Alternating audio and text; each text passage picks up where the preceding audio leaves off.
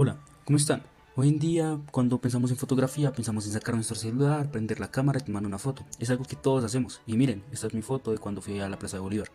Y pues sí, hoy en día la fotografía es muy común y cualquier persona tiene acceso a tomar una foto y a ver varias fotos. Pero antes, la fotografía sirvió como una herramienta fundamental para transmitir la información alrededor del mundo.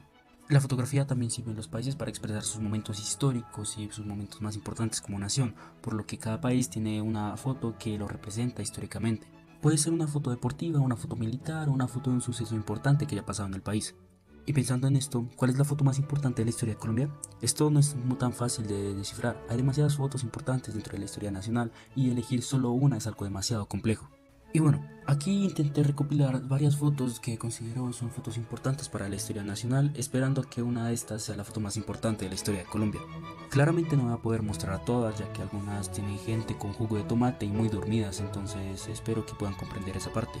Además no es un top, no es la foto menos importante, la más importante, simplemente es una lista que yo creé y consideré. Así que aquí van, las 10 fotos históricas más importantes de Colombia.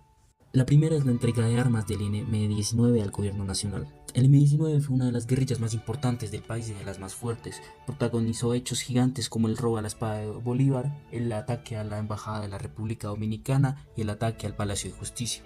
Además, fue uno de los primeros grupos insurgentes que aceptó la paz con el gobierno. Lograron entrar a la vida pública normal y el M-19 se convirtió en un partido político. Esta foto se hizo durante la entrega de armas de todos los exintegrantes del M-19. Esto fue en Toribio, Cauca. Aquí aparece Carlos Pizarro, máximo líder de la guerrilla, quien desenfunda su revólver de 9 milímetros, lo envuelve en una bandera de Colombia y lo entrega, dando a entender un símbolo de paz y de reconciliación entre la guerrilla y el gobierno, estableciendo que ellos también entregan su voluntad para hacer de Colombia un mejor país. La segunda foto es sobre la firma de la Constitución del 91. Esta, a diferencia de otras constituciones latinoamericanas, fue hecha en base a un proceso bastante democrático, participativo y bastante modernizador. Este proceso fue hecho por todos los sectores del país, los trabajadores, las comunidades afros e indígenas, la iglesia, la izquierda, la derecha, y fue liderada por el movimiento estudiantil de la séptima papeleta. ¿Qué fue la séptima papeleta? Colombia el 11 de marzo del 90 tenía 6 votaciones: la votación al Senado, la Cámara de Representantes, la Asamblea Departamental, las juntas administradoras locales, el Consejo Municipal y los alcaldes municipales. El movimiento estudiantil propuso hacer una séptima votación, la votación a una Asamblea Nacional Constituyente, para cambiar la constitución que ya llevaba más de 100 años en curso. Para esto, el espectador puso un desprendible en uno de sus periódicos, el cual era la supuesta papeleta que había que poner para votar, y aunque esta votación era informal y en papel no tenía ningún tipo de validez legal, consiguió 5.200.000 votos, por lo cual el gobierno la tomó en cuenta y se empezó ahí a generarle el proceso constituyente para la nueva constitución del 91, la que tenemos hoy en día. En la foto se muestra la participación de todos los sectores de la política. De izquierda a derecha está Antonio Navarro Wolf, Ana Milena Muñoz, César Gaviria, el presidente, además de Horacio Serpa y de Álvaro Gómez Hurtado. Aquí se representa todos los aspectos de la política en ese momento. Antonio Navarro Wolf era parte del M-19, representaba un intento para establecer que quienes habían peleado antes podían ser parte de un proceso democrático que de verdad cambiase el país. Ana Milena es la primera dama del presidente y pues el presidente representa el poder establecido que está abierto a recibir nuevos cambios. Mientras que Horacio Serpa representa al Partido Liberal y Álvaro Gómez Hurtado al Partido Conservador, los dos partidos más importantes de todo el país y que también están dispuestos a crear una nueva constitución. Por lo que esta foto representa todos los aspectos políticos de Colombia y la unión de ellos para mejorar el país, y qué mejor que creando una nueva Carta Magna. Tanto la izquierda como la derecha, como los nuevos aspectos políticos y surgentes, hacen parte de este proceso que a día de hoy tiene una de las constituciones más importantes de la historia del país y las más avanzadas de toda Latinoamérica. La siguiente foto también tiene que ver con el conflicto armado. ¡Vamos! Esta es la foto de Gaitán. Obviamente esta la tengo que censurar, pero es la foto de Gaitán luego de la 1:55, la hora en la que él muere. Aquí aparece el cuerpo médico del Hospital Central, el cual fue llevado apenas fue disparado, además de su amigo Plinio Mendoza Neira, el cual fue el mismo que lo invitó a salir del edificio Agustín, en donde trabajaba, para ir a almorzar al Hotel Continental. Cuando salen, Juan Roa Sierra, el cual esperaba en la entrada del edificio, le dispara con un revólver y le causa heridas mortales. Gaitán fue llevado al Hospital Central y muere aproximadamente a la 1:50, 1:55, pero su anuncio de la muerte fue dado a las 2:05, primero a su esposa y luego a los medios, ya que los médicos tenían mucho miedo de lo que iba a causar. Y al parecer esto se ve en la foto. Vemos a todos los personajes simplemente mirando, asombrados y un poco consternados sobre absolutamente todo. No sé muy bien qué están viendo, no sé si tal vez eran los signos vitales de Gaitán o ver la responsabilidad de tener que transmitirle al pueblo que su caudillo ha muerto y todo lo que esto desencadenaría. Pareciera que estuvieran previendo lo que sería ese 9 de abril. Y mientras el cuerpo de Gaitán simplemente ahora es una reliquia del pasado, la gente sabe a lo que se va a enfrentar. Pasamos a uno de los personajes más queridos por el país a uno de los más odiados, Pablo Escobar. Y sí, esto es algo que no gusta mucho mencionar, pero es algo que no podemos simplemente ignorar dentro del país. La foto policial de Pablo Escobar. Esta fue tomada en 1976, en donde él fue capturado por expendio de drogas, pero ya se mostraba su poder dentro de las instituciones y se salió libre. Pese a que la jueza volvió a abrir el caso, ella luego fue asesinada por el cartel de Medellín. Esta foto fue tomada un año antes de la fundación del cartel, por lo que mostraba tal vez lo que el país hubiera podido haber hecho y evitado si tenía un poco de justicia. Ahora, esta foto no tiene nada de especial en sí, es una foto policial de un criminal. Pero saber quién iba a ser en el futuro y todo lo que iba a causar simplemente se puede ver en nada más y nada menos que su propio rostro. Esa sonrisa que puede decir ustedes no me importan en lo absoluto y esos ojos tan amenazantes muestran que simplemente él no le importaba y que él sabía lo que iba a hacer y quería hacerlo. Y bueno, si tenemos la foto más famosa de Pablo Escobar, también tenemos la segunda más famosa, la foto de su muerte. Esta obviamente la tengo que censurar porque hay mucho jugo de tomate y está el cuerpo. 17 años después de su foto policial tenemos esta, en donde él cae vencido por el bloque de búsqueda, una unidad élite del ejército hecha únicamente para dar de baja a Pablo Escobar. Ahora, era el año 93 en diciembre, Pablo Escobar ya estaba totalmente rodeado y vencido y el cartel de Medellín ya caía todo. Pablo Escobar estaba escondido en el barrio de Los Olivos, en Medellín, en donde solo se podía comunicar con su familia, y ahí fue el momento en el que cayó. A través de una llamada que le hizo a su hijo, el gobierno logró localizarlo y mandó al bloque de búsqueda a capturarlo y darlo de baja. Él, al escuchar cómo los soldados iban en su búsqueda, se escapó a través del techo y en una persecución por encima de las casas del barrio lograron abatirlo. Primero fue un disparo a la pierna, luego al brazo derecho y finalmente a una de la oreja, en donde finalmente cayó y murió. Bueno, pues esta es la versión oficial. Hay muchas teorías que dicen que se suicidó, otras que fueron otros personajes quienes lo mataron y tal. De hecho, hay un debate bastante serio sobre quién en realidad lo mató, como quién fue literalmente el que le disparó. Pero bueno, ahora tenemos la foto. Se ve obviamente pues el lugar que es claramente en un techo de un barrio popular de Medellín. Y además del cuerpo, podemos ver al bloque de búsqueda posando como si fueran cazadores, demostrando su nueva casa y totalmente felices y contentos. Creo que es literalmente una prueba de lo que sintió el país entero con algo tan triste como la muerte de una persona, pero siendo conscientes de que no es una persona, es Pablo Escobar. Un alivio, una paz, una alegría y tal vez incluso hasta un festejo. Y claro, en estos momentos la caída del cartel de Medellín y la muerte de Pablo Escobar eran vistos como un evento totalmente bueno para la historia de Colombia. Y aunque si lo fuera, tampoco creo que esperarían lo que pasaría en los años venideros con todo lo que se desencadenaría a través de esto. De hecho, eso es muy común en estas fotos, como que todo se ve como tan bien y tan bello, pero en el futuro todo se va a la porquería. Ay, te amo, Colombia. La siguiente foto es la más actual de todas, la firma del acuerdo de paz entre Colombia y las FARC el 26 de septiembre de 2016.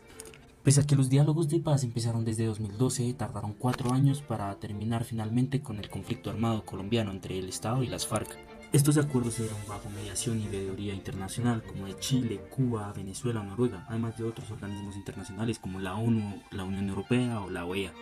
Y pese a que en el futuro el plebiscito ganaría el no, aunque luego Santos cambiaría todo esto, y se han registrado varias violaciones a este acuerdo por parte y parte, además del resurgimiento de unas FARC-2, aunque no es la FARC actual oficial, simboliza mucho en avanzar en un proceso de paz dentro del país.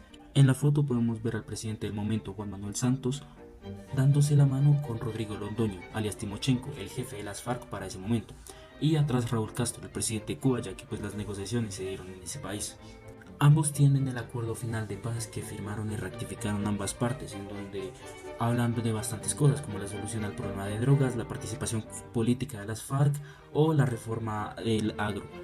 Las FARC se transformaron en un partido político, primero llamado Fuerza Alternativa Revolucionaria del Común y ahora llamado Partido Comunes, que hace parte del Pacto Histórico.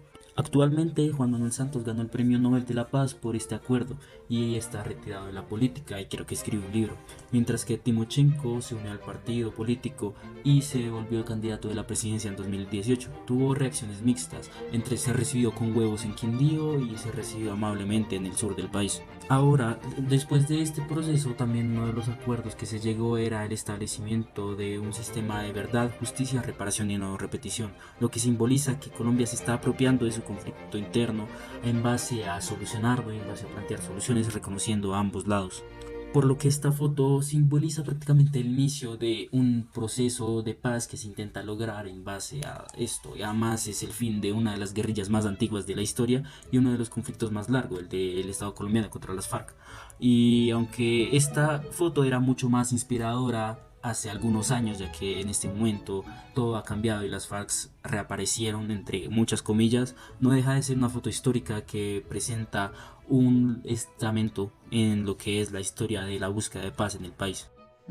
Adivinen de qué va la siguiente foto. Sí, del conflicto armado. De hecho, de estas 10 fotos solo hay 2 que no son del conflicto armado.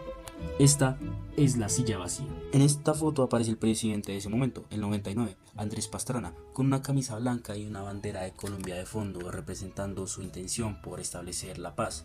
Mientras que al lado una silla vacía puesta ahí para Manuel Marulanda, el líder de las FARC, el cual dejó literalmente plantado a Pastrana. Esta foto se dio durante los diálogos entre el gobierno de Pastrana y las FARC, los cuales fueron bastante desconfianzudos por parte de las FARC, por lo cual no tuvieron ningún tipo de incentivo para hacer esto. El gobierno fue el que más quiso hacer estos diálogos de paz, pero mientras que las FARC estaban en un grado de desconfianza con este mismo gobierno, que ya estaba siendo aliado de los paramilitares. La foto fue tomada en San Vicente del Caguán, un municipio que fue parte de la zona de extensión, una zona planteada por el gobierno para establecer los diálogos de paz, en donde las FARC se iban a poder establecer pacíficamente y hacer cargo de varias cosas, entre ellas la seguridad de la zona. Por lo que en teoría sí, el gobierno le dio parte del territorio a las FARC, aunque pues no fue total porque hubo más o menos un tipo de condominio y fue una área... es muy confuso. En esta foto vemos que Pastrana está sentado esperando a que llegue Marulanda, con un poco de paciencia, con fe y tal vez con un poco de optimismo de que se pueda llegar a algún lado. Y de hecho hay varias tomas diferentes de esta foto. En esta vemos a un Pastrana ya mucho más avergonzado que paciente, incluso tal vez esté tirando madrazos internos. Y ya por la composición de la foto se ve que quiere tapar esta vergüenza, pues pone la silla casi que a la esquina de la foto. Mientras que esta otra muestra una vergüenza mucho más grande.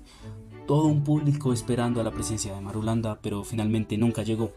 Tras esta foto y varios delitos que cometió las FARC en la zona de extensión, el gobierno cortó totalmente estos diálogos de paz y dijo que las FARC no querían hacer ningún tipo de diálogo de paz, mientras que Marulanda dijo que no quería irse porque presentaba que era un hecho ya factible las conversaciones de paz, lo cual para ellos no lo era, y además porque supuestamente tenía información de que unos paramilitares estaban preparados para matarlo apenas llegara, lo cual era imposible porque ellos eran quienes tenían el control de la seguridad de la zona. Y bueno, esto muestra los finales de los 90s y los inicios de los 2000s, una de las épocas más críticas de la historia del país, y en donde podemos ver que hasta el gobierno tal vez era consciente de lo que tenía que hacer en los procesos de paz, pero la falta de acción entre todos pues simplemente no logró que se hicieran. Ahora, esta es una seria candidata para ser la foto más importante de la historia del país, la toma del Palacio de Justicia por parte del M-19. Primero, el M-19 era muy diferente con respecto a sus ataques. Mientras que las demás de guerrillas tomaban zonas rurales, el M-19 atacaba lugares de la capital. Atacó el Cantón Norte, la embajada de la República Dominicana, robó la espada de Bolívar y atacó el Palacio de Justicia. De hecho, esto fue bastante extraordinario incluso del mismo M-19, ya que su filosofía indica que si se descartaba un proyecto militar, este no se volvería a retomar. Pero el único que cambió esto fue la toma del Palacio de Justicia.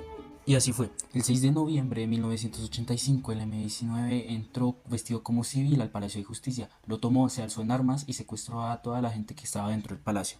El gobierno, al darse cuenta de esto, estableció su base de operaciones en la Casa del Florero, literalmente a la otra calle de la Plaza de Bolívar. Desde aquí, el gobierno envió helicópteros y tanquetas y militares a recuperar el Palacio de Justicia. Se veía la total desesperación del gobierno de Belisario Betancur, del presidente de ese momento, y era un caos total, ya que el país estaba a la espera de lo que pasaría en uno de los centros más importantes del poder colombiano.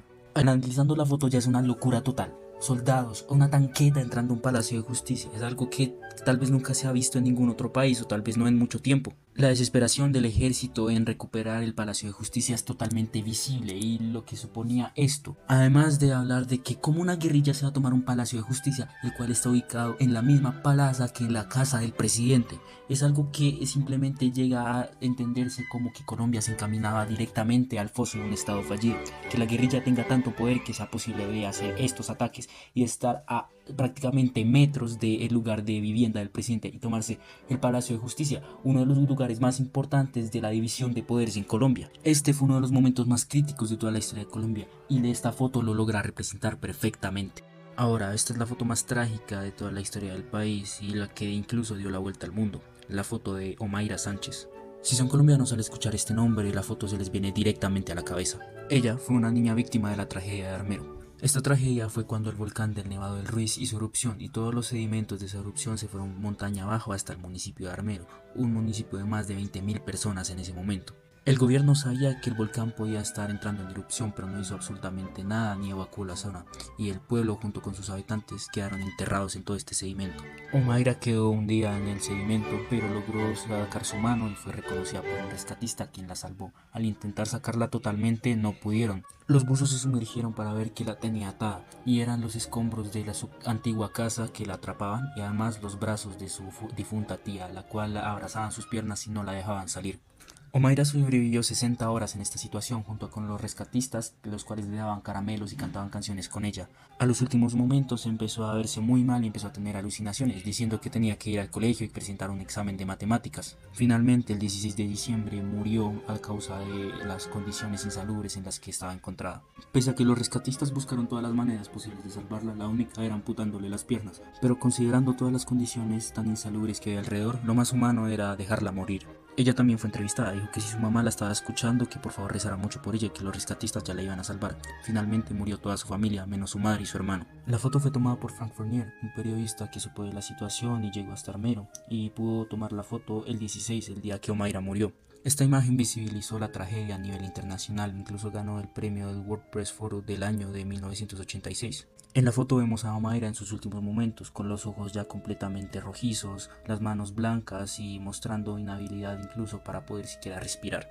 Además de todo esto hay que tener en cuenta que el ataque al Palacio de Justicia fue siquiera una semana antes, viendo todo el sufrimiento que acarreó el pueblo colombiano en el año 85. Todo este sufrimiento estaba reflejado a través de solo una niña de 13 años. En esta podemos ver todo el sufrimiento que acarrea Omaira y la dignidad que poco le queda tristemente. Hoy una imagen tan horrorosa como esta solo muestra todo el dolor y sufrimiento que vivió tanto Colombia como el pueblo de Armero como la misma Omaira Sánchez. Esta tragedia y la foto es tan conocida en toda Colombia que cuando digo el nombre de Omaira Sánchez creo que a absolutamente todos los colombianos se le pone la piel de gallina. Antes de mostrar la última foto quiero dar unas menciones honoríficas. La primera, Gabo en Suecia celebrando que le habían dado el Nobel de Literatura. Esta es muy chévere porque me gusta cómo Gabo se sorprende y se exalta tanto en un evento supuestamente formal, simplemente Gabo y simplemente naturaleza colombiana. Segunda, Colombia campeona de la Copa América. El mayor logro futbolístico del país en un momento en el que todo estaba yéndose mal y Colombia estaba cada vez aún peor. Tal vez la Copa América solo fue una pequeña alegría que nos salvó de volvernos totalmente locos. Tercera, un grupo de jóvenes haciendo campaña en la Plaza de Bolívar por la séptima papeleta. Recuerden, este movimiento fue liderado por la comunidad estudiantil y todos estos jóvenes estaban celebrando y incitando a las demás personas que votaran por la séptima papeleta en las elecciones. Cuarta, Luis Carlos Galán en la tarima en Soacha justo antes de ser asesinado. Este fue un político muy conocido y famoso durante los 80s que se lanzó a la presidencia para el 90, pero en sus campañas y sus mitines atacaba fuertemente al narcotráfico, algo que obviamente al cartel de Medellín no les gustó y lo mandó a matar. Esta es su última foto con vida. Ahora, las últimas dos de este puesto. Un niño arreglando el cuerpo de su padre fallecido debido al conflicto armado. Si no estoy mal, esta foto fue tomada en Segovia por Jesús Abad Colorado, una de las muestras más crudas de lo que llega a ser el conflicto armado en Colombia. Por último, puse esta foto para entender el contexto de la siguiente foto. Este es un padre con su niña en brazos, se ve bastante normal, pero para entender el contexto de la foto hay que saber algo. Está viendo a su población a la que se fue desplazado y volvió a una población la cual fue víctima de un enfrentamiento de paramilitares y guerrilla. Está viendo cómo los combates dejaron su población totalmente abandonada y destruida. Está preparándose para un futuro, incluso ni siquiera el suyo, sino también el de su hija. Estas fotos fueron tomadas por Jesús Abad Colorado, probablemente el fotógrafo más famoso del país, así como lo fue la última foto que les voy a mostrar. Este es el Jesús mutilado, o el Cristo de Bojayá, por Jesús Abad Colorado. El 2 de mayo de 2002, el municipio de Bojayá, Chocó, se vio sofocado por un combate entre los paramilitares y las guerrillas. Todo el pueblo se refugió en la iglesia, en donde esperaban y rezaban a que este combate terminara y que pudieran volver a la normalidad, aunque la normalidad significaba pagarle peaje a las FARC y estar constantemente amenazados por las AUC. En el combate, las FARC pusieron un lanzabombas para atacar a las AUC. Lanzaron 3 bombas, una dio en una casa donde no había nadie, otra en un centro hospitalario donde tampoco había nadie, pero la última rompió el techo de la iglesia y cayó justo en el altar, explotó y mató a absolutamente toda la gente que estaba dentro de la iglesia. Fueron 100 víctimas, la iglesia quedó reducida a escombros y la población fue totalmente despoblada. Los FARC ganaron y se quedaron con el control de esta población. Permiten que Jesús Abad Colorado entre a la zona para que pueda reportar la situación de los hechos. Él, al entrar a la iglesia, ve toda la masacre y todo lo que había allí.